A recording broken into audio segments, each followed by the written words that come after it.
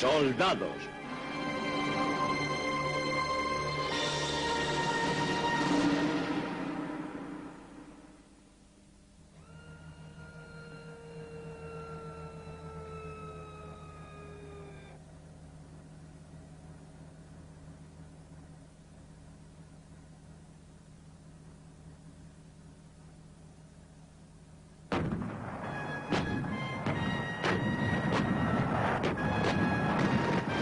Cañones.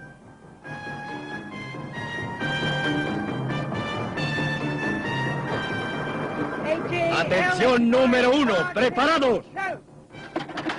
Correcto. Más a prisa. Preparados para hacer fuego. Preparados para hacer fuego. ¡Fuego! Atención número 2. ¡Preparados para hacer fuego! ¡Fuego!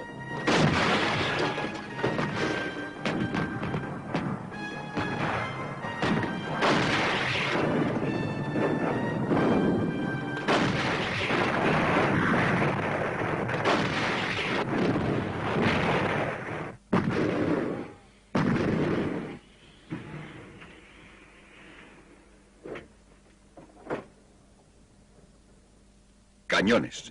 La esencia del poder militar. La artillería es el dios de la guerra. Así lo dijo José Stalin. Napoleón lo expresó de otra forma. Es con la artillería, dijo, con lo que se hace la guerra. Pero ambos estaban diciendo lo mismo. Son los grandes cañones los que han dominado el campo de batalla en los tiempos modernos. Pero es probable que el cañón haya cambiado menos que cualquier otra arma en sus 6 siglos de existencia. Ahora se puede cargar por atrás, hacerse de acero y con frecuencia tiene tracción y su motor propio. Su munición ha evolucionado y su alcance y precisión se han incrementado formidablemente, pero esencialmente hoy sigue siendo lo que fue en el siglo XIV. Un tubo hueco cerrado con una punta por la cual una mezcla explosiva dispara un proyectil al blanco que elige un oficial. Y casi desde el principio su impacto ha sido devastador.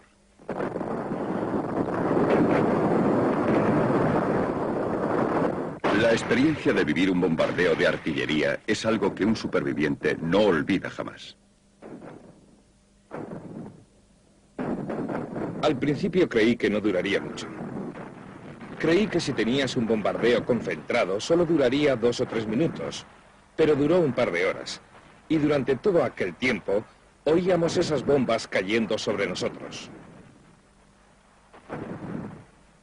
Parecía existir una diabólica alegría cuando llegaban para machacarnos. Yo solo esperaba allí, pensando que antes o después una de ellas nos alcanzaría y eso sería todo.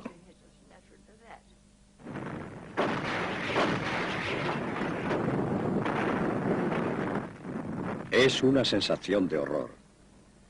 Así que los sentidos como el odio y el tacto son más fuertes que en cualquier posición ordinaria en la que uno esté. Y también el ruido, eso aúlla y luego los gritos de los heridos y también un desamparo total. En una situación normal, uno puede devolver los disparos, pero aquí no se puede hacer absolutamente nada. Solo esperar. Esperar y desear que el bombardeo no dure mucho tiempo. El fuego no necesita ser incesante para poner a temblar los nervios de los soldados, como los defensores americanos de Quezán descubrieron durante su asedio por el Vietcong. El bombardeo fue esporádico pero muy efectivo porque la parte de la colina que ocupábamos a causa de su topografía era solo de unos, quizá de 50 por 200 metros, y en esa zona teníamos unos 400 hombres. Así que en cualquier punto en el que cayera una bomba, si los hombres no estaban a cubierto, nosotros teníamos bajas y eran bombas potentes. El resultado fue que el soldado raso en la trinchera solo podía ver cómo mataban a sus amigos y compañeros cuando estaba allí. El resultado fue también un problema moral bastante serio. Nunca se sentía uno respondiendo cuando estaba allí al que disparaba el cañón. Incluso en guerras pequeñas, como la campaña de las Malvinas de 1982, donde ninguno de los bandos desplegó muchos cañones, la artillería aún podía tener un mortífero efecto en la moral. Es cierto que eso tiene un efecto psicológico, de eso no hay duda. No creo que matáramos a muchos en las Islas Malvinas, pero estoy seguro de que les cobramos un precio psicológico de tal envergadura que no quisieron seguir luchando. Y naturalmente la artillería no solo está dirigida contra un contacto visual del soldado con el enemigo, a menudo está dirigida contra objetivos en profundidad. Y mientras que disparábamos con la artillería en apoyo de la infantería que atacaba las colinas en torno a Stanley, un apoyo muy cerrado, a menudo dentro de unos 150 metros de nuestras propias fuerzas, el grueso de nuestro esfuerzo estaba dedicado a destruir sus cuarteles generales, su logística y las posiciones de sus cañones. Y creo que eso fue lo que causó esa repentina rendición de los argentinos en las afueras de Stanley en 1982. El descubrimiento europeo de la pólvora, a principios del siglo XIV, inició una de las grandes revoluciones técnicas de la historia. La pólvora liberó al combate de las limitaciones del poder muscular y permitió a un enemigo golpear a otro a mayor distancia de la que se podía cubrir con la lanza o el arco, y transformó el arte del asedio de una guerra de nervios en una prueba de fuerza.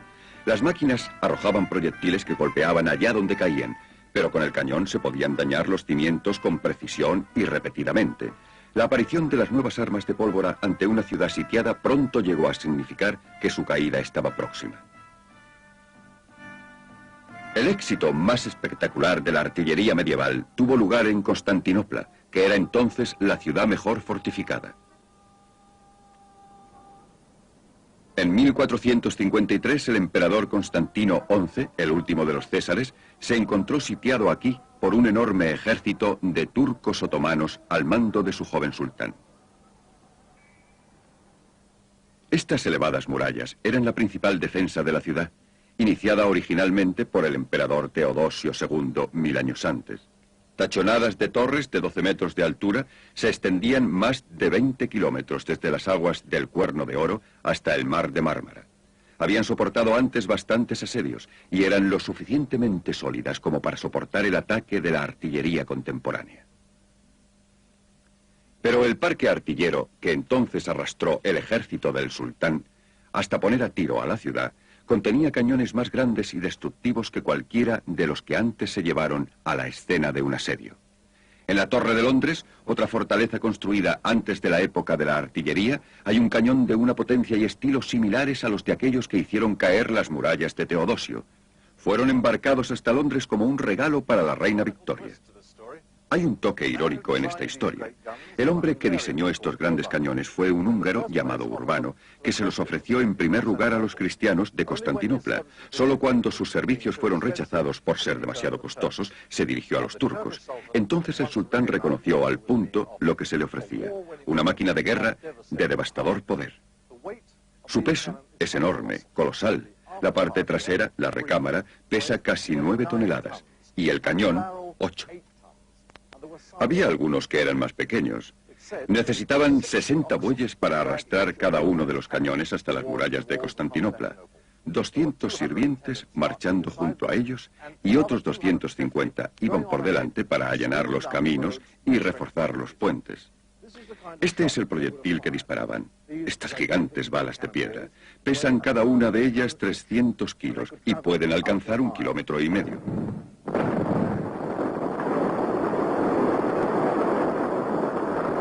13 gigantescos cañones, disparando 4000 veces entre el 1 de abril y el 10 de mayo de 1453, destruyeron el paciente trabajo defensivo de siglos.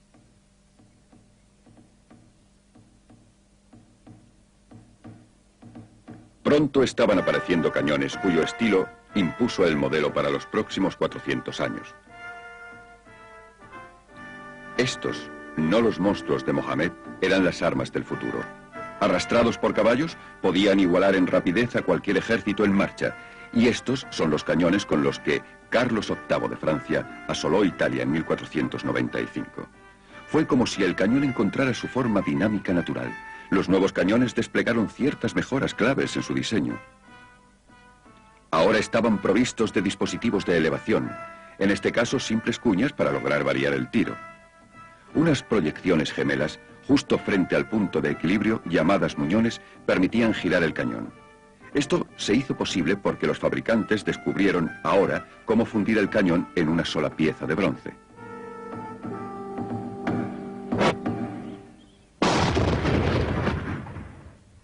La nueva artillería del Renacimiento había mejorado tanto que por primera vez los cañones comenzaron a decidir el resultado de la batalla. Pero el asedio siguió siendo el principal campo de acción de la artillería, y los artilleros de asedio pronto aprendieron a perfeccionar su oficio. La acanaladura, hacer un surco a lo largo de la base de una muralla, fue una técnica que hizo caer muchas almenas. Estas técnicas eran los elementos de un duelo entre artilleros e ingenieros de asedio que se disputaría a través de toda una serie de guerras y campañas que duraría hasta el presente siglo. Esto incluso marcó el estallido de la Primera Guerra Mundial. Y un posterior asedio artillero del siglo XX tuvo lugar aquí, en el norte de Francia, a principios de la Segunda Guerra Mundial. Esto es parte de la línea Maginot, la cadena de fuertes de hormigón construidos por los franceses en los años 30 para guardar su vulnerable frontera con Alemania. Sus casamatas blindadas y sus torretas daban a estos fuertes la apariencia de acorazados encallados y demostraron no ser mucho más útiles, pues en 1940 los alemanes hicieron su principal ataque mucho más al norte, a través de las fronteras de Bélgica. Pero organizaron unos ataques simbólicos en la línea. Este fuerte, en La Ferté, fue uno de los blancos. El propósito del ataque era en parte impedir que los franceses transfirieran su guarnición a la batalla en el norte y en parte para permitir que los equipos de filmación del Dr. Goebbels mostraran a la nación alemana el poder de la Wehrmacht. Al oponer la fuerza de la artillería a la resistencia de las defensas fijas, esto fue un cerco al antiguo estilo, pero el peso de la potencia de fuego que desplegaron los alemanes no dio ninguna oportunidad a los defensores.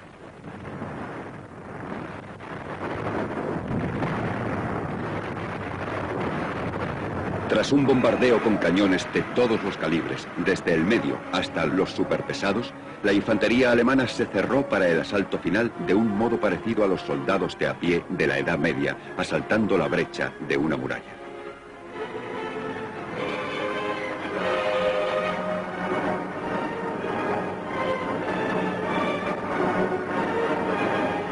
...210 franceses murieron en este horripilante pequeño enfrentamiento. Las maltrechas casamatas y las cúpulas hundidas son su monumento. También conmemoran uno de los últimos episodios de un estilo de guerra que puede seguirse en línea directa hasta los grandes asedios del mundo medieval. Pero mientras los artilleros de cerco se dedicaban a su especialidad particular, los de campo estaban haciendo sus armas más directamente útiles para los ejércitos en campaña.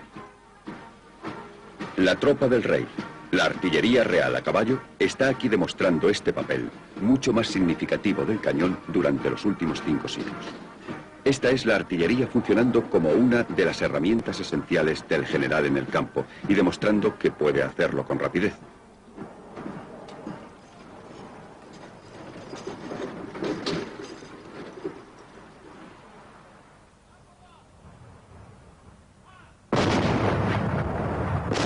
Hoy puede parecernos solo un ritual colorista, pero nada demuestra mejor la naturaleza de la revolución que hizo de la artillería una arma dominante del campo de batalla.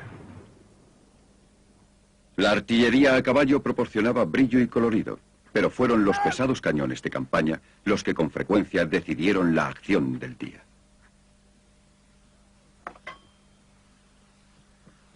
¡Fuego! Cuando se disparaban cañones como este, la sacudida de la descarga les hacía saltar para atrás. Tenían que ser movidos a brazo hasta su antigua posición. Tenían que apuntarse de nuevo al blanco, a ojo, entre salva y salva. Retroceso, movimiento, vuelta a colocar, recargar. Esta pesada secuencia exigía mucho de la fuerza y destreza de los artilleros.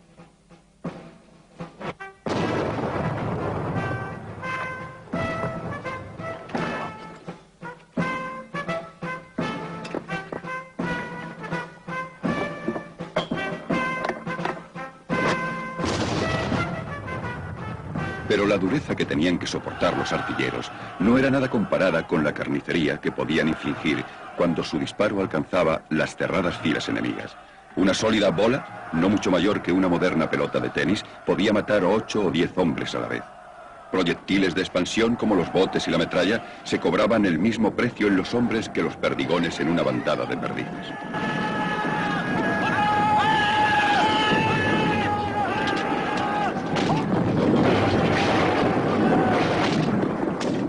Conforme avanzaba el siglo XIX y sus satánicas industrias proporcionaban a los ejércitos cañones y bombas en enormes cantidades, la artillería hablaba cada vez con mayor fuerza en los campos de batalla. En los de la Guerra de Secesión Americana, como Gettysburg, fueron los cañones quienes decidieron el resultado. Y fueron ellos los que se pusieron entonces a trabajar con terribles efectos en los paisajes y las ciudades, con resultados que eran fielmente recogidos por la cámara. Estas imágenes de los baluartes confederados, asolados por la artillería y el fuego, tienen un aspecto muy moderno, 50 años antes de Flandes. Son ensayos de los paisajes artilleros de la Primera Guerra Mundial. El diseño y la forma de estos proyectiles dan la clave de la siguiente revolución del tiro. Muchos de ellos están fundidos en metal, rellenos de potentes explosivos y tienen detonadores mecánicos. Lo que es más importante, se han hecho cónicos. La razón de este cambio de forma se explica con una sola palabra: rayado. Los cañones de finales del siglo XIX tenían ánimas de metal con surcos en espiral que podían mantener un proyectil cónico viajando en línea recta de un modo que los viejos cañones de ánima lisa no podían. Y había otros refinamientos. Todos estos cañones marcan fases en la búsqueda del arma perfecta. De pronto, un equipo de proyectistas lo unió todo. En 1897, los talleres de artillería del ejército francés en Puteaux produjeron el cañón más moderno del mundo. Es este, el 75 milímetros, conocido por sus artilleros como el Padre, el Hijo y el Espíritu Santo. Todas sus características existieron en cañones anteriores, pero nunca fueron unidas antes al mismo grado de seguridad y eficacia mecánicas. Este cañón es tan esbelto, tan rápido y tan ligero como un galgo. Se cargaba por atrás. Así que no se perdía tiempo en empujar el proyectil por el cañón, y el mecanismo estaba diseñado para una apertura y cierre rápidos y completos. Sus proyectiles eran impulsados por cordita, nuevo impulsor que dejaba mucha menos suciedad en el cañón que la vieja pólvora negra, y causaba mucho menos humo en el campo de batalla. Los proyectiles estaban llenos de uno de los explosivos de la nueva generación, lidita, y provistos con detonador de tiempo, ajustado a fracciones sobre una plataforma hidráulica con compresores para absorber la sacudida del retroceso. Como resultado, el cañón ya no necesitaba ser realineado después de cada descarga. Todo esto le daba una fantástica capacidad de fuego.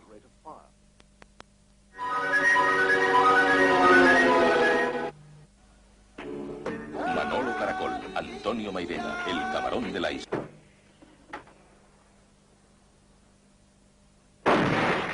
Los artilleros franceses afirmaban hacer unos 15 o 20 disparos por minuto, lo cual era mucho más de lo que muchos soldados podían hacer con su fusil.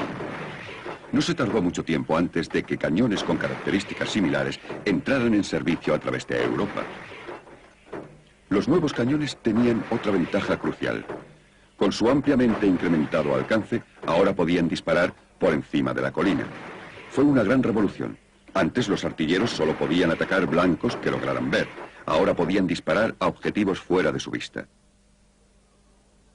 El 75 milímetros francés y cañones similares, como este 18 libras inglés, no habían sido puestos aún en servicio regular cuando fueron llamados a entrar en acción en la Primera Guerra Mundial.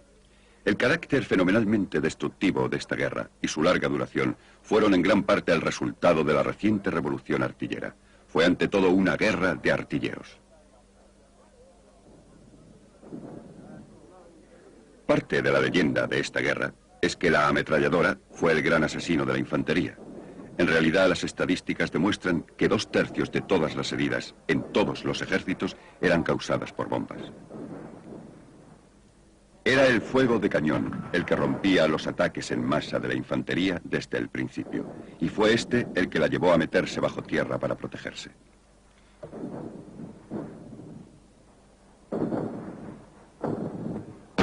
Y aún más, la nueva y potente artillería produjo un estilo de guerra de artilleros totalmente distinto de las batallas cara a cara del siglo XIX. Ahora, con el tiro indirecto, hecho ya una práctica habitual, se creó un papel completamente nuevo, el de oficial de información avanzada, muy por delante de los cañones, identificando los blancos desde puestos de observación con frecuencia peligrosos. El más común, naturalmente, era la trinchera de infantería. Luego ya en Ebetur encontramos un puesto de observación muy bueno, desde el cual podíamos ver Gomecourt, pero era demasiado peligroso y nos podían matar en cuanto nos vieran. Pero afortunadamente había allí un tronco de árbol que tenía un par de metros de altura y un montón de escombros alrededor, porque había sido muy batido. Y decidimos llamar al oficial de camuflaje. Y al cabo de una noche, había arrancado el árbol. Lo copió exactamente en camuflaje y sí, preparó una manera de entrar en él por debajo de tierra y luego metimos nuestras cabezas por aquel árbol y descubrimos un agujero y vimos todo lo que queríamos ver y los alemanes solo veían como un árbol tronchado. También teníamos, claro, los pueblos en ruinas y si quedaba algo de las casas cerca del frente, invariablemente subías al último piso y mirabas a través de las tejas rotas del tejado y cosas así. Aprovechabas cualquier cosa que estuviera por encima del nivel del suelo. Un puesto de observación especialmente peligroso era el globo aéreo, que no se podía ocultar al enemigo y por tanto era un blanco de primera para sus cañones y su aviación. La comunicación con tierra se hacía por una línea telefónica directa y la información era luego procesada y enviada a las baterías.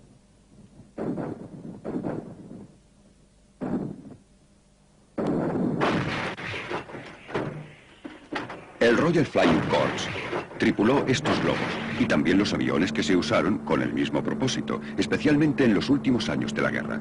El observador elegía un blanco en tierra, lo localizaba en su mapa y luego transmitía por código Morse la información adquirida. Una vez que los cañones habían disparado, el observador aéreo podía señalar correcciones si los proyectiles no caían exactamente en el blanco. El soldado de infantería era el principal afectado de los bombardeos de esta guerra, aunque si los artilleros hacían bien su trabajo, también era a veces el beneficiario. Uno vivía en un mundo donde había continuas explosiones. Cada 2 por 3 sonaba una fuerte explosión en la distancia como en la noche de Guy Fawkes en Inglaterra. Veías que alguien estaba lanzando cohetes y luego los cohetes estallaban a tu alrededor. Pero cuando empezaba una auténtica barrera de fuego era un continuo rugido de truenos que ahogaba y destruía por completo el ocasional tiroteo de costumbre.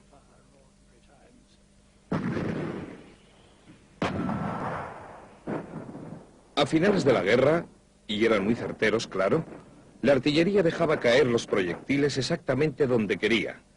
Y realmente podías ver una cortina de proyectiles estallando a 3 o 4 kilómetros delante de ti, y te alejabas todo lo más que podías. Cierto es que esto silenciaba al enemigo y le hacía bajar la cabeza, pero podía matarlo o no. Y si de verdad no lo habías matado, entonces tenías que luchar contra un alemán, que había sufrido una experiencia peor que la tuya. Fue la artillería la que hizo de los paisajes de la Primera Guerra Mundial desalentadores panoramas y campos de ruinas que los supervivientes nunca olvidaron. Un soldado inglés escribió de Ypres: ante mis ojos surgió la ciudad martirizada. Un panorama de edificios destrozados, apiñados a media distancia. Aquí y allá una chimenea rota o una decapitada aguja de iglesia sobresaliendo un poco por encima del resto. El lugar parecía como si hubiera sido dejado sin terminar por los elementos. Pero esto era solo la apariencia superficial de las cosas, pues de cuando en cuando, aquí y allá, un proyectil estallaba entre los escombros, demostrando claramente la causa de la horrenda visión de la ciudad. Parecía un milagro que alguien pudiera sobrevivir en este terrible lugar. Ypres dio su nombre al famoso saliente sobre el cual lucharon ininterrumpidamente británicos y alemanes durante 4 años. Un oficial de infantería escribió del saliente en 1917. Lo que teníamos ante nosotros era un paisaje lunar de cráteres de bombas, uno junto a otro, llenos de agua y fango. Esparcidas a través del saliente, había zonas de especial peligro, sujetas a un bombardeo constante, de las cuales se habían barrido todos los signos de civilización, y que los soldados siempre atravesaban corriendo en su ansia de alcanzar el refugio de un terreno menos abierto. Un oficial americano escribió: Esta es una guerra de aplastamiento, con los hombres acurrucándose en hoyos y cuevas, rezando para escapar de los golpes de los gigantes que machacan la tierra con martillos ciegos. En el viejo frente occidental, aún quedan paisajes que nunca se recuperaron de este ciego martilleo. Esto es un fragmento del campo de batalla de Verdún. Aquí, en el este de Francia, en 1916, los alemanes y los franceses libraron la primera batalla de pura artillería de la historia. Duró 10 meses.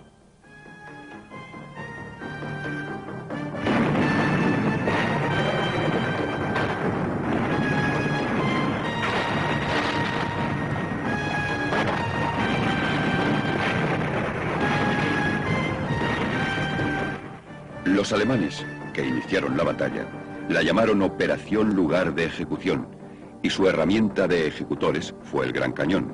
Su plan era destruir a los defensores franceses con una intensa potencia de fuego, pero los defensores franceses se negaron a ser aplastados. Devolvieron a los alemanes proyectil por proyectil, así que la infantería de ambos ejércitos sucumbió a un martirio mutuo. Los hombres se convirtieron en simples pigmeos bajo la violencia de estos bombardeos. Algunos eran alcanzados de lleno y no se encontró rastro de ellos. Otros fueron lastimosamente mutilados por trozos de hierro volantes. Los refugios se hundieron y sepultaron vivas a sus guarniciones. Hombres lanzados por los aires o contra los árboles, aplastados contra los muros o incluso muertos por los fragmentos de los cuerpos de sus camaradas. Esto era la muerte. Una muerte sin una pizca de dignidad humana. Morir en el barro y la suciedad y excrementos y vísceras. La muerte de los hombres, presas de la máquina.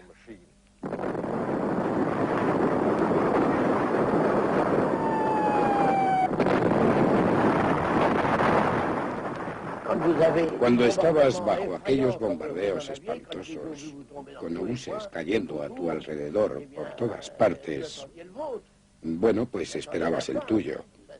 Esperabas el final. Y eso era una cuestión angustiosa. Estábamos enterrados. Te metías completamente bajo tierra.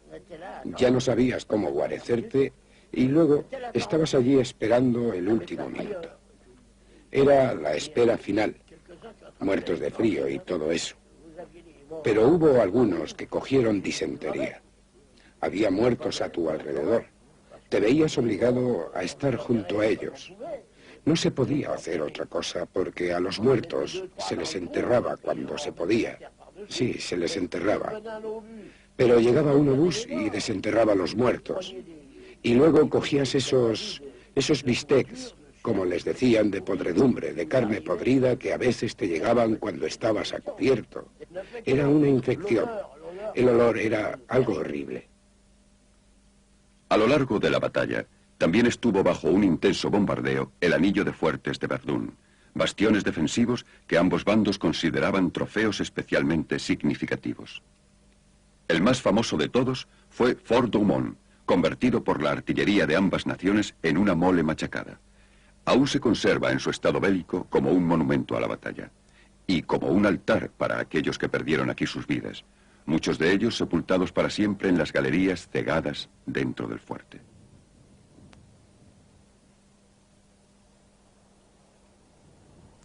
Sus nidos de ametralladoras y puntos de observación aún se encaran al paisaje por el que atacó el enemigo en 1916.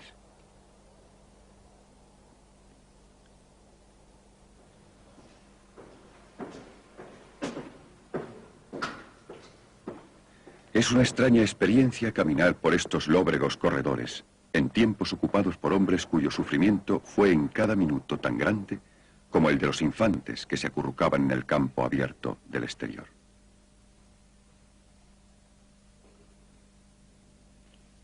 Los franceses perdieron el fuerte frente a los alemanes en el primer mes de la batalla, tras lo cual hicieron todo lo que estuvo a su alcance para recuperarlo. Es decir, Fort Douaumont ha sido descrito como el lugar más bombardeado de la superficie de la Tierra. Imagínense lo que debió ser estar en estos oscuros y plañideros corredores en 1916. Hoy están vacíos, pero entonces estaban llenos de miles de hombres temerosos y agotados por la guerra. Cuando los franceses lanzaron su primer ataque en mayo, trajeron 300 cañones solo para este fuerte. El aire estaba lleno de cordita. El ruido era tan intenso que se quedaban sordos. Un superviviente dijo que era como estar dentro de un enorme tambor. En su segundo ataque en octubre, los franceses introdujeron 2 enormes cañones sobre raíles de tren, cuyos proyectiles pesaban 1 tonelada cada uno. Estos machacaron el fuerte con una exactitud y precisión devastadoras. Algunos atravesaron el blindaje y explotaron dentro. El mando alemán, al comprender que ni siquiera esto, los niveles más inferiores del fuerte, era ya seguro, no tuvo más opción que pedir a sus hombres que se retiraran. Se calcula que Fort Douaumont se cobró las vidas de 100.000 hombres. Muchos de los franceses que murieron allí están sepultados en el vasto cementerio que se construyó en sus cercanías.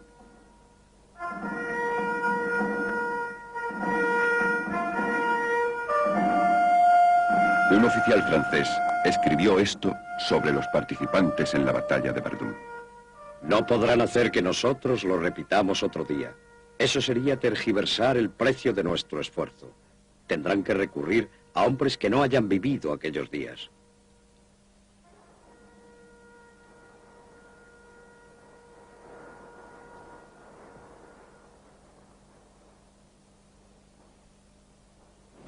El férreo rostro de la Primera Guerra Mundial no podía mirar al unísono el alegre orgullo del artillero en su dominio del caballo y la espectacular ostentación de poner sus cañones en acción.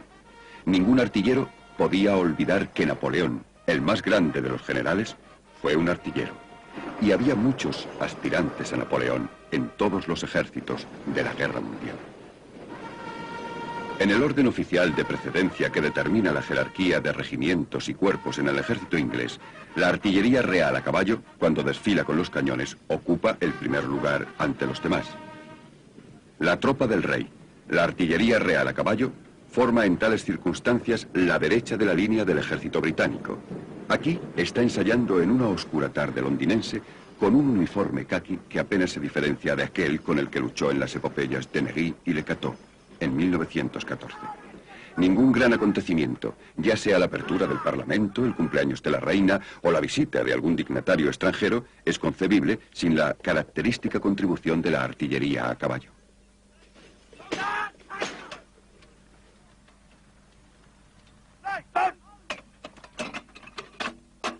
¡Número 1!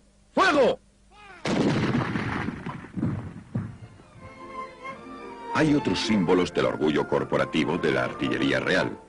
Rutilantes trofeos del pasado o muestras de la devoción del artillero, sacados de la más rica colección propia de cualquier regimiento británico para decorar la mesa de banquetes de Wallis Mess, el viejo hogar londinense de los artilleros. Al final del salón, la banda de la artillería real toca toda la noche.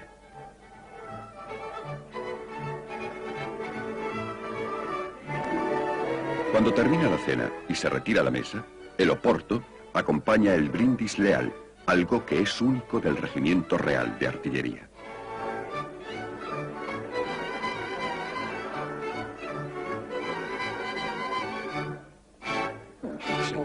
Puede empezar cuando guste. Gracias, muchas gracias.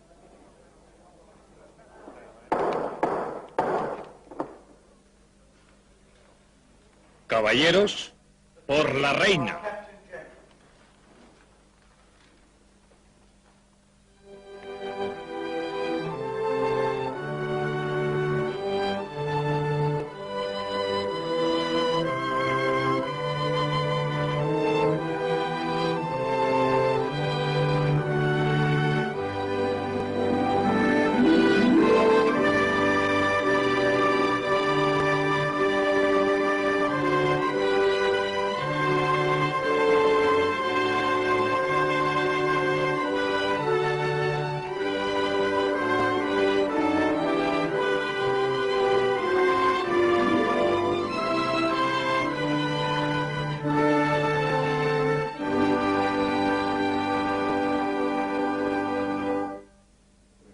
la reina!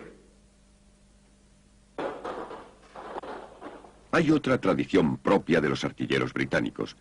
Las banderas que veneran son los cañones a los que sirven en la batalla. Por lo tanto, los artilleros guardan sus cañones con sus vidas, y al hacerlo así, llegan a amarlos como tótems de su propia identidad. Puede que ningún cañón haya traído tanto afecto como el 25 libras, el cañón regular de campaña en la Segunda Guerra Mundial. Los australianos sintieron el mismo cariño por él, aunque quizá un poco menos, cuando lo maniobraron por las sierras de Owen Stanley Range de Nueva Guinea en 1942. El primer gran éxito del 25 libras fue en Eritrea, donde en 1941, en la batalla de Keren, ayudó a poner al descubierto al bien atrincherado ejército italiano.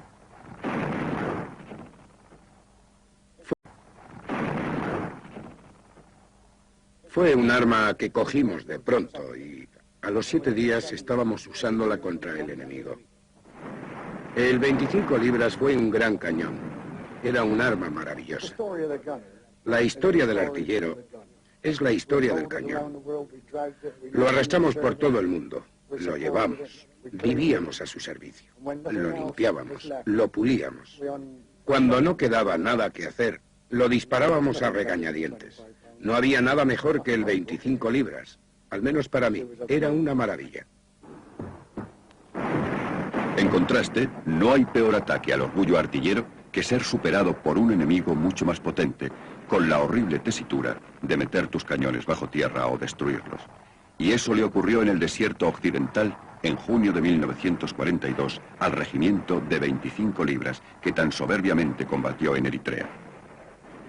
La acción ha pasado a la historia como la batalla de la caldera de Knightsbridge. Ha pasado mucho tiempo desde la caldera, pero aún puedo recordar bastante bien los proyectiles alcanzando la posición del cañón, los vehículos ligeros, de retaguardia ardiendo, los alaridos de los hombres en los cañones, el humo y el ruido que eran aterradores. Lo que tengo clavado en mi mente es el tremendo destello de un cañón no muy lejano y luego ese horrendo ruido de proyectiles antiblindaje volando, los cañones, las corazas estallando y las capas cayendo, con miembros por todo el lugar, y las tripas desparramándose y otro hombre recogiéndolas inmediatamente y saltando al asiento. Al llegar nos dijeron que nos uniésemos a los artilleros. Pensamos que era una tragedia y una desgracia clavar tu cañón. Pero eso como último recurso. Eso era lo que debías hacer. Y con el cuarto cañón, que era el que yo estaba manejando, al fin lo hice. Metí un proyectil en la recámara y disparé, pero la carga falló y los tanques se estaban acercando mucho. Estaban a unos 50 metros y la infantería alemana estaba avanzando por los flancos. Así que no podía hacer más que quitar el mecanismo de la recámara que oculté en la trinchera que habíamos cavado por la mañana. Así que no creo que aquel 25 libras resultara útil para nadie. Normandía, invadida por los aliados en junio de 1944, desafió a la artillería aliada a descubrir y destruir la guarnición alemana en un paisaje idealmente adaptado para la defensa. Una nueva movilidad fue parte de la respuesta. Mientras que gran parte de la artillería alemana seguía siendo tirada por caballos, hasta los cañones pesados de los aliados estaban ahora montados en cureñas con neumáticos arrastradas por tractores o grandes camiones. Transportados con fluidez, también podían ser desplegados y puestos en acción rápidamente.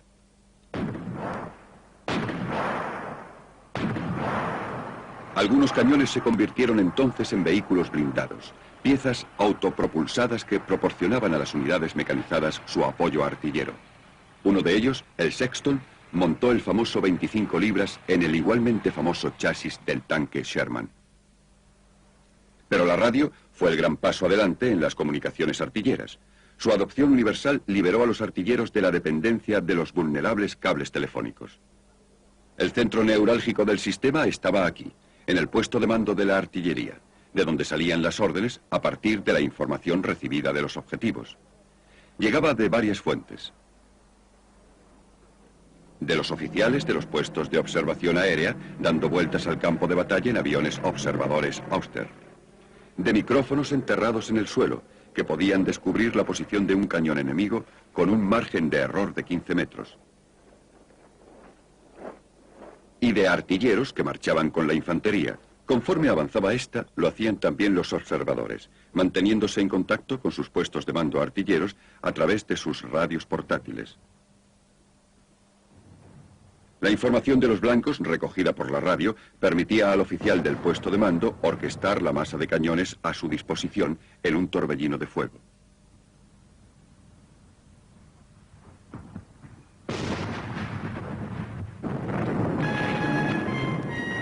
Los soldados rusos habían sido desde hacía ya mucho tiempo unos devotos de la artillería.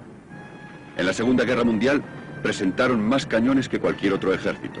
Aquí, el dios de la guerra, de Stalin, celebra un triunfo soviético. El Ejército Rojo llevó a sus extremos la técnica de acumular artillería en un frente de ataque elegido para un aplastante bombardeo preliminar. Su intención era eliminar toda resistencia y luego lanzar un torrente de tanques e infantería a través de la brecha en la línea enemiga. Estas tempestades de la artillería fueron la base de las victorias rusas en Stalingrado, Kursk y Berlín. Pero como siempre en la historia, campañas diferentes producen técnicas diferentes.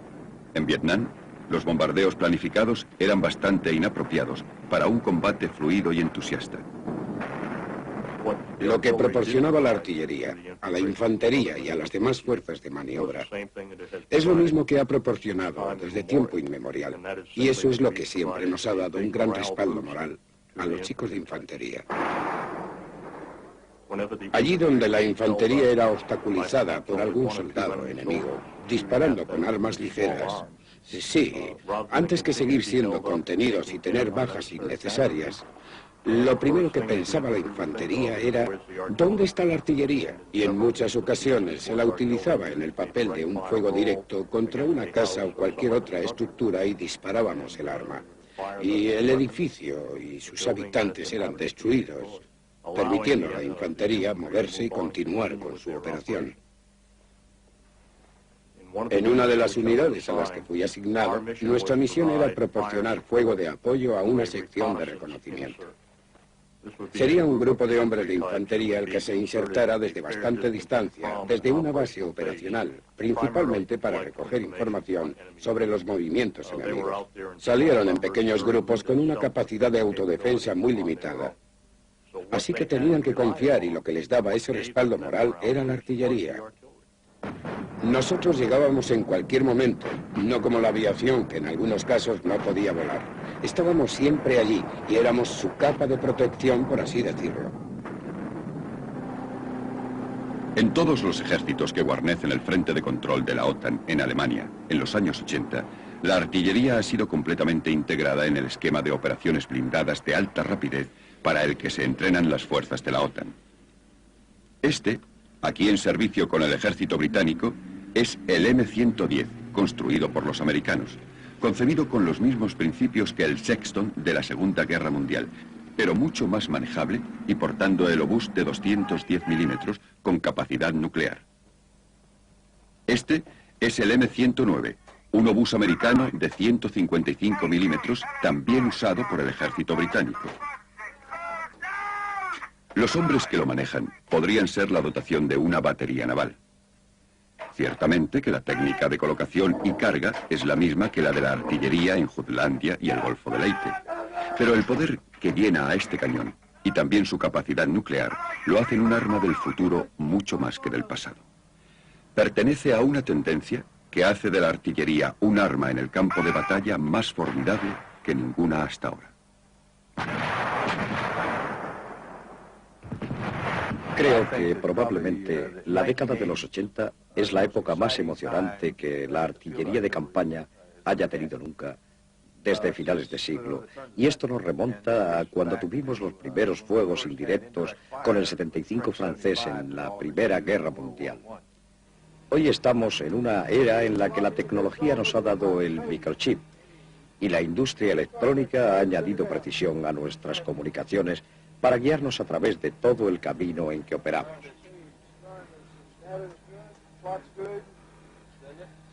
Pero hace ya mucho que dependíamos de la vista del hombre para conseguir blancos con un observador avanzado que iba con el infante o el tanquista. Aún lo usamos, pero tiene lentes de aumento, aparatos de visión nocturna, etc. Pero lo más importante es que tenemos radares antibaterías que pueden adentrarse de 30 a 40 kilómetros en la retaguardia enemiga para detectar la artillería que nos dispare. El vehículo pilotado a distancia que los israelíes usaron en el Líbano es un ejemplo de la tecnología con la que estamos trabajando ahora.